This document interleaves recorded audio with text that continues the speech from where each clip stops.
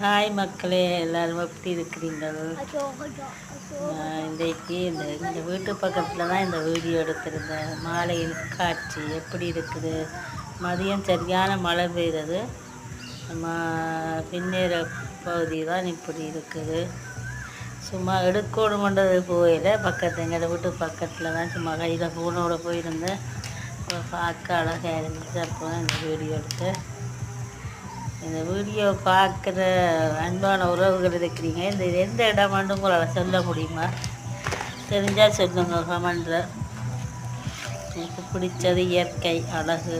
நான் இயற்கையின் தோழி, இயற்கையின் குழந்தை. உங்களுக்கும் பிடிக்குமா இயற்கையை? இப்படி இருக்குது. சூரியன் மறைகிற நேரம் அழகான ஒரு காட்சி.